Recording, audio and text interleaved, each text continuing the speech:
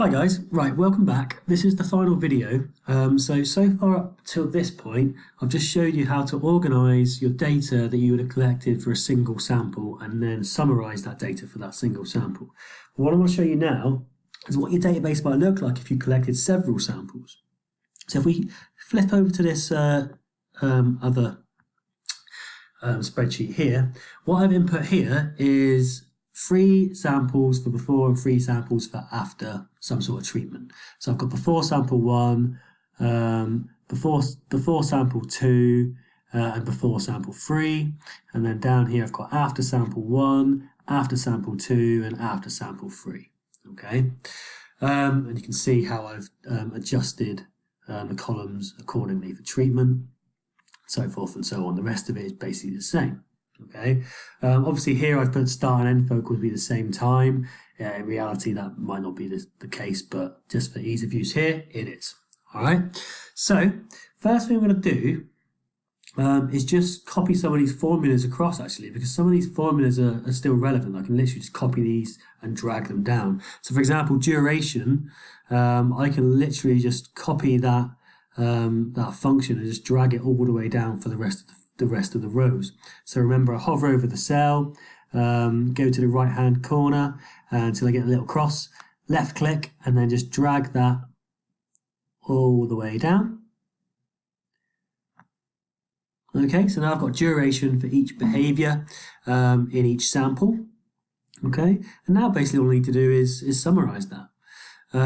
So I can basically copy these cells here and paste them below and just change that to BS2.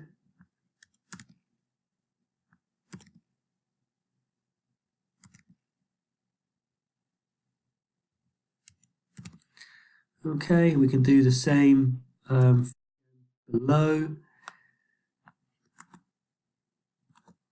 Just change it to BS3.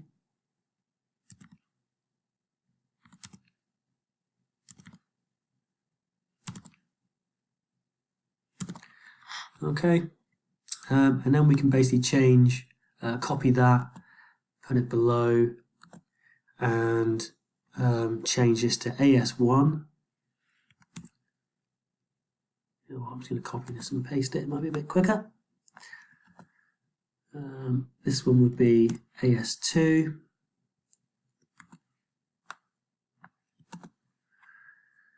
And this one would be AS3.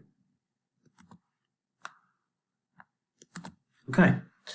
Now I would just basically do exactly the same as I did before for these, but just for these other row ranges, really. So what we could do here is we can copy this and paste it below, but we would need to change some of it, wouldn't we? I think, unless it's done it for us. Actually might have done it for us. So sometimes when you copy and paste, it automatically pastes the rows for you. So what I'm actually interested in here is, no, it hasn't done it. Okay, let's ignore what I was just saying then. So I need to select my range again and just copy that across. Okay, so what I'm now interested in terms of my range is the range for BS2, okay, which starts here, all right, at row 13, and it ends at row 22. Okay, so I basically want to change this up here to H13 to H22 and change this from F2 to F13 to F22. Okay, and then once again I fix that with dollar signs, so it doesn't change when I drag that formula down.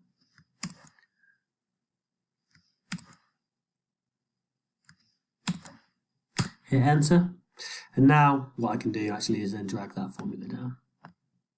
Okay, and then what I need to do is just go into these and change the criteria for each behavior. So it calculates the durations for each of the behaviors that I observed. Okay, so you can kind of see how that starts to come together. All right, you could do the same for the counts and so forth and so on.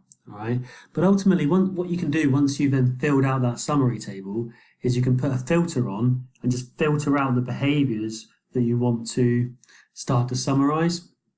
So for example, if I just select the cell, the top cell in the top left-hand corner over here as a date, and then go to data and put a filter. Okay, actually I want to do the same over here as well. Okay, I can now filter through this data here. So let's say I want to filter for behavior A only.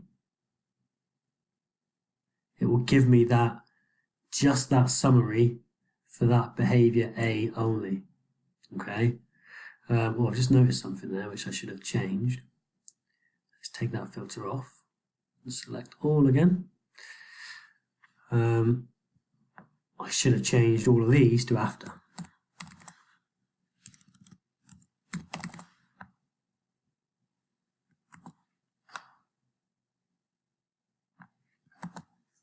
Okay, yeah, so now let's put that filter back on just for behavior A.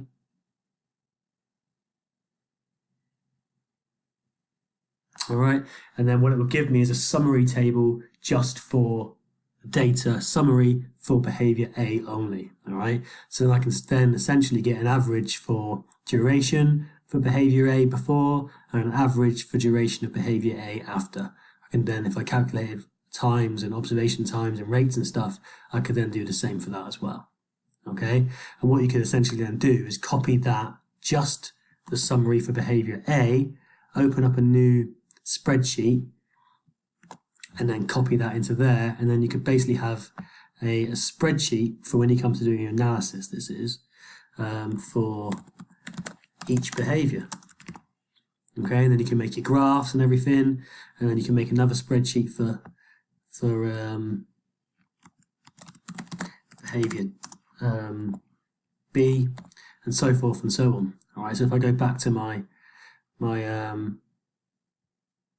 table here, I can then click off behavior A, select behavior B, and then I'll have all of my my summary for behavior B, and I can copy and then paste that into here. All right, so you can see how that starts to come together. I'm not going to perform it for each one because I'll probably be here for another 20 minutes doing that, but you can see how that starts to come together. All right, so you start to summarize your data, and that's the data you then pull out, and you analyze each behavior separately using your statistics that you've chosen. If you are still a little bit baffled about how you should be organizing your data into the separate behaviors ready for analysis in a statistics package, then I will include an additional video on the end of this from another set of videos that I've done, which explains it all again, a slightly different way. Hopefully that will help. Okay, so give that a go, guys. Good luck. If you get stuck, then just come and see me. Okay, cheers.